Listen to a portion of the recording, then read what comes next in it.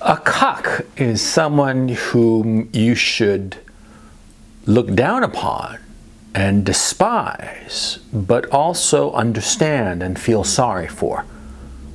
Let me explain.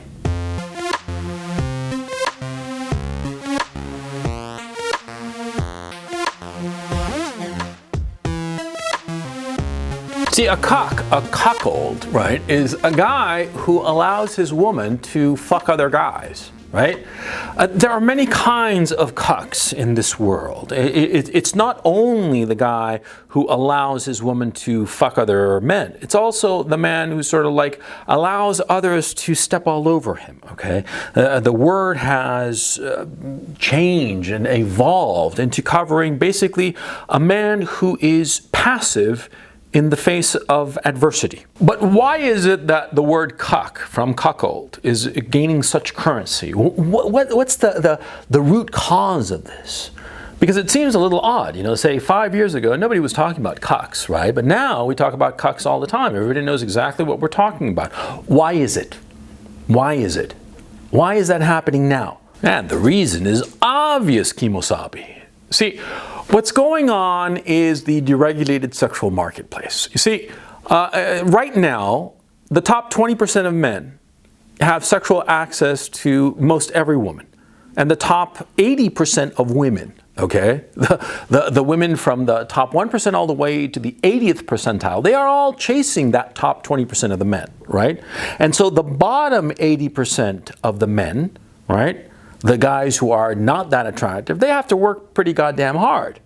Now, the men in the percentile between, say, 21 and 50, yeah, they have it okay. You know, I mean, they really have to struggle to get a woman, right? But it's that middling to lower percentile, that say, roughly from, say, the 35, 40 percentile on down. Those guys, they are going to be goddamn lucky to get a woman. And the women know this. And so because of this, these women, they will treat their men like shit, and they will step out on him and say that they are simply exploring their sexuality. So you think about it. A guy who's middling to lower middling, he's on the, say for the sake of argument, he's on the 50th percentile, right? He doesn't have anything really much going for him. And he found a woman who's also at the 50th percentile among women, right? But she is pursuing the top 20% of the guys, and those guys are willing to fuck her. Sure, why not? They're not going to have a relationship with her, but they'll happily fuck her, right? And so what happens to you who are at that 50th percentile? You'll think to yourself, well, I got this girl, right? And I want her in my life. I want to have a relationship with her. And she wants to have sex with other men. Men who are more successful sexually than I am, higher up on the totem pole. And so what should I do? And you're going to come to the rational decision, the rational conclusion, because it is rational. You're going to say to yourself, well, I really want a relationship with this woman, so I'll just put up with her if she decides that she wants to sporadically fuck other men. I will be a cuck if I need to, in order to hold on to a woman. That's what you're going to say. Think how soul-destroying that is for a man to calmly and rationally think to himself that in order to hold on to a woman, he has to allow this woman to sleep with other men. Think how I cannot believe it. You know, I mean, like, personally, it's something that I would never do. And that's the point of this video, see? I would never do such a thing, even if I were in the 50th percentile, even if I were at the very bottom of the sexual hierarchy. I would never do that because it is soul-destroying to a man. And that's why you should never do it. Never. Because if you're a guy who's lower in the sexual totem pole, you might come to a moment where you think that you have to do this. You have to allow the woman you are in a relationship with to have her fun or explore her sexuality or some nonsense like that, because you're going to be so afraid of losing her. You're going to say to yourself, I prefer to have her occasionally fuck other men in order to have a relationship with her. because I am more afraid of loneliness than of having my woman fuck some other guy. You're going to make that rational calculation. And I'm here to tell you, man, that is a recipe for suicide, for your suicide. And not only your suicide, no, it's something worse than death, which is that your soul will be destroyed. Who you are as a human being will be annihilated if you make this decision. And like I said, it's the rational decision. It's the rational decision if you're not that sexually attractive. I mean, we're all fairly realistic about where we are on the sexual totem pole. And we all know more or less where we stand. And yes, of course, our standing in the sexual marketplace varies depending on different factors. But we all know if we're sort of like higher up, middling, or lower. We all know that, okay? And sometimes it's a bitter lesson that we have to acknowledge. And sometimes we're just delighted because, we're on top of the heap and yay for us, right? But, the bitterness when you realize that you're not at the top, you're not even in the middle, you're kind of like at the bottom, and that whatever relationship you happen to get, you're going to be lucky to have gotten it. Yeah, because of that realization, you will be tempted to compromise. Compromise by willingly ceding to a woman who, she's acting in ways that are logical given the state of the sexual marketplace. She will want to have relationships with guys who are higher up on the sexual totem pole because that's what women are hardwired to do. They want to mate with the most attractive guy. They want a relationship with the most attractive guy, with the best guy, a permanent relationship, and they will have his children and form a family with him. They want that, they need that, that's what's built into them. But if they can't have that permanent relationship with that high status man, they will be happy to be, frankly, their cum dumpster. They will be happy to be such a person. And they will maneuver and manipulate the low status guy that she is with, you.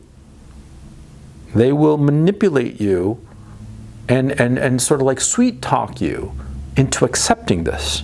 Don't accept it. Just do not accept it because you will hate yourself forever. And a key and important and inviolable piece of you will be destroyed forever because of this. Recently there came out some girl has 4 husbands, some 20-year-old fatty. I mean, God, she's a porker, right? Not quite a land whale, but I mean, getting there. She's got 4 guys, right? And they appeared in the Daily Mail. I'm not going to put up a picture of it because I don't want like a copyright strike or any nonsense like that. But she had these 4 guys, and they're 4 losers. Just look at the guys, right? They are low-value men. But these low-value men, they made the rational decision, man.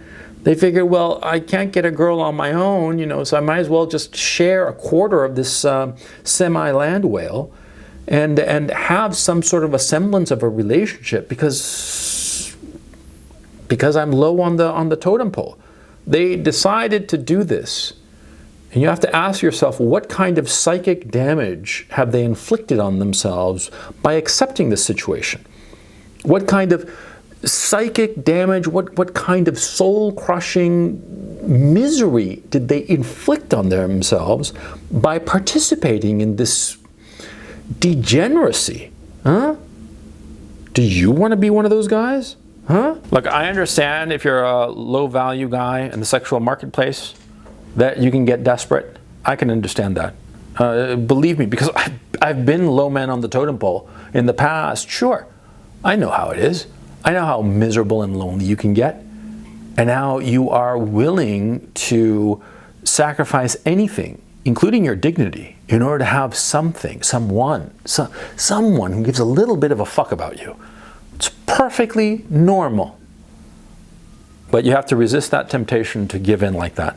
You have to resist it with your entire being, because giving yourself up to such a situation, being a cuck, a willing cuckold, is beyond the pale. You do not want to be that man. You will hate yourself. And of course you will despise and grow to hate with a burning fire the woman who has forced you into this situation. And it's a recipe for disaster, if not outright violence. Not kidding around. Yeah. It's not something that you want. It's something that you want to avoid. It is better to be alone and miserable for the rest of your life than to give in to something like this. This kind of willing cuckoldry. You do not want a part of that. You want no part of that whatsoever. Not even a little bit.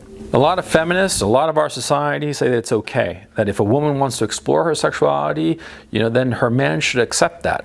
Fuck that noise. A woman says to me that, she wants to explore her sexuality. I say, sure, go and explore the sexuality outside of my house, outside of my view. You and I are no longer together if you want to fuck some other guy. Simple as that, okay? That's what you do.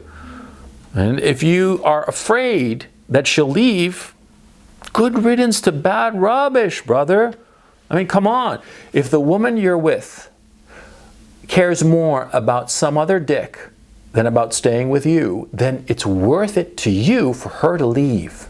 Never forget, it is better to keep your dignity intact and be alone than to be with someone that makes you hate yourself. It's as simple as that. And this goes for men or women, by the way. It is better to be alone, to be lonely, to be heartbreakingly lonely, than to be with someone that you feel that they are just acid on your soul and that it's just eating away at you and that you will become nothing. It is better to be alone. Never forget that and never be afraid of that, of making that decision, of marking that line. Never be a cuckold. Never.